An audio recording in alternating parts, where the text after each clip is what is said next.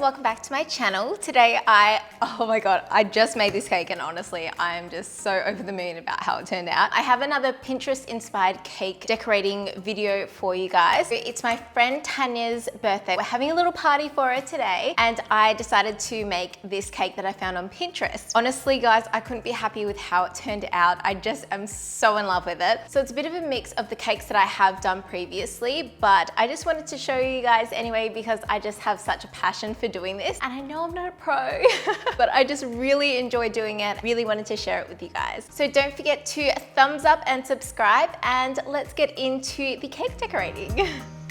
Now I have already baked my cakes. I have two 7-inch vanilla cakes, and what I'm going to do is slice them into 4 separate parts. So what I'm doing now is I actually found this technique on another YouTube video where you put in the toothpicks and you measure them out where you want it to cut, and then you cut it, and it actually really works. This is my first time trying it out, but I definitely do it again. It was super easy. So as you can see, I cut the top off first and then I cut the remaining cake in half, which times 2 cakes will give me 4 layers.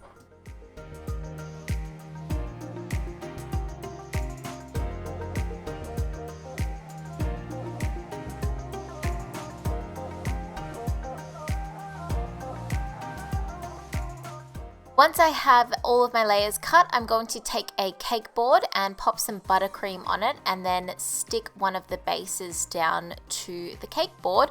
The buttercream is so that it doesn't move and slide around the place, and the cake board just keeps everything steady and has a stable base. Now I'm going to use some simple syrup. Now this is just caster sugar and water boiled, melted in together and then cooled. This will keep the cake really nice and moist. A water bottle isn't the best way of pouring it on there, but I didn't want to buy one of those simple syrup little thingies.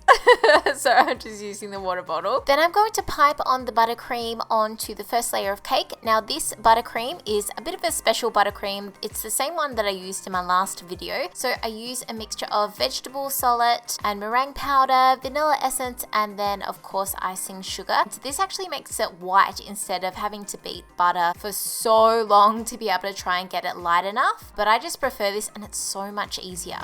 I am just going to pipe that on and then smooth it out with a spatula, and when I'm putting the layers on, I'm just trying to make sure that they're even. Again, I'm not a professional, I am an amateur baker, keep that in mind, and each cake that I make, I feel like I get a bit better at it every time, but for me it's just mainly fun. So between making sure I'm putting the simple syrup on all of the layers and then stacking them on top, and yeah.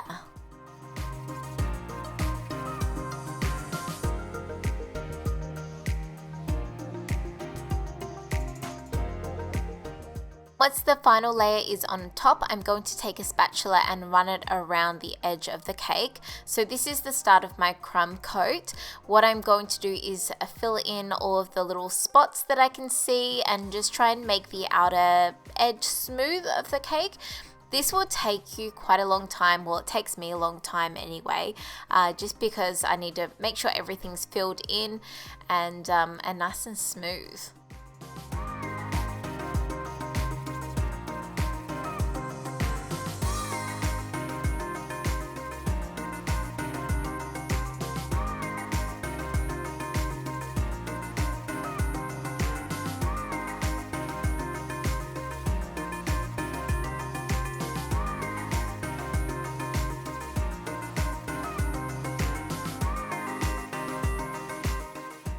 Now moving on to my ganache. I'm so sorry this is out of focus. It's an autofocus camera. I don't know what it was focusing on, but what I'm taking is some cream and I'm going to pop that in the microwave and then add in some white chocolate chips. I would recommend using the candy melts if you are after more of an opaque look with your dripping, but I was more so after a bit of a glaze and I just wanted to see how it turned out anyway. You can see how it's kind of like see-through, like it looks like a glaze. Now I'm adding in some food coloring. Now this is a gel food coloring. It's in the mauve color. I'll list it down below the one that I've used. It looks kind of rank at first, but you'll see when the cake is all finished and it's had time to settle, it looks perfect.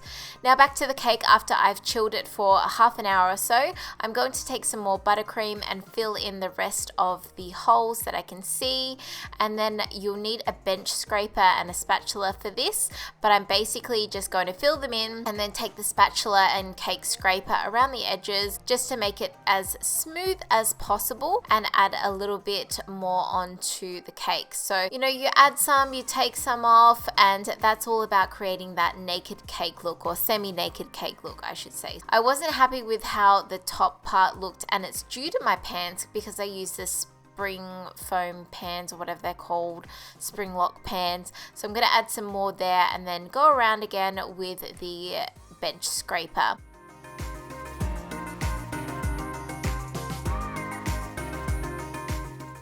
And then the top, I just want to use a smaller spatula and just scrape off towards the middle of the cake. Then I like to run my bench scraper under some warm water and go around the edges just to make them really smooth. You'll notice a difference when you do that. Of course, make sure that it's dry and not wet when you're putting it on your cake. So once you're happy with it and it's nice and even, pop it in the fridge again. And now this is the next day. So I've got my ganache, which has cooled down, and I'm going to take it in one of these squeezy tube things, and then the rest of the mixture I'm going to pour on top of the cake, and I will take an offset spatula and run it around the edge and make it drip off the side.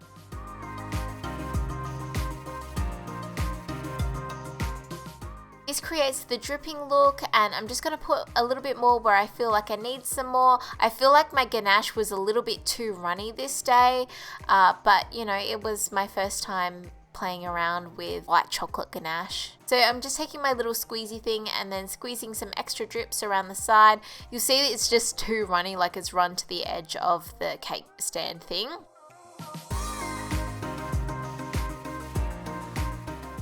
And I'm going to take it in the fridge for about half an hour to an hour. Then I have my flowers. So I picked up some from the florist and then some from my garden. And I got this really cool little, I don't even know what to call it, like flower sponge from the florist.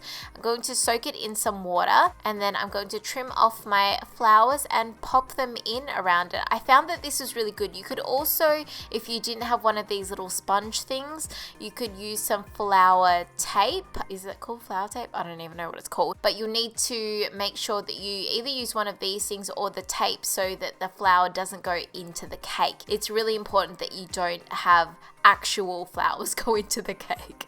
So as you can see, I'm just trimming off the flowers and the foliage and popping them into the sponge.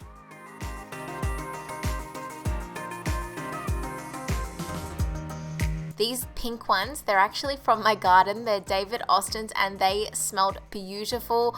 I was so happy that I got to use some of my own flowers, and it was actually a proud moment for me. By now you can see the flower arrangement taking shape, and it's covered that sponge pretty much completely.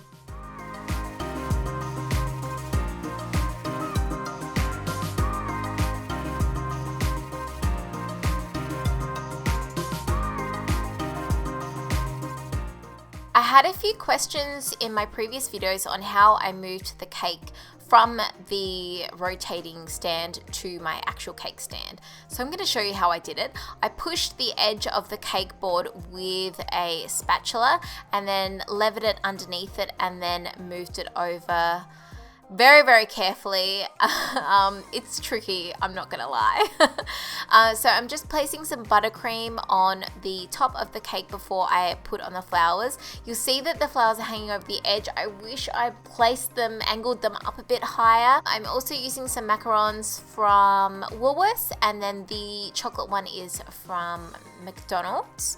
So it was actually quite hard to find the macarons, and I've tried making them in the past and they're so hard. I failed really badly at them, so I went and bought some for this occasion.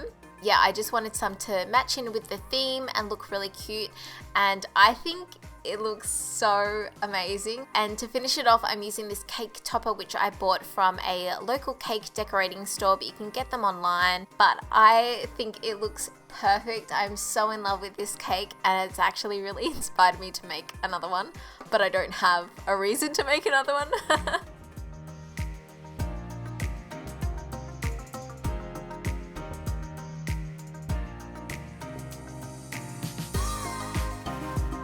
So that is how I came up with this cake. As I said at the start, I'm over the moon with it. I love it. It's so beautiful. And I hope Tanya likes it too. It's a surprise, so she doesn't know. Yeah, anyway, thank you so much for watching. I hope you're having a lovely day, and I will see you in my next video. Bye.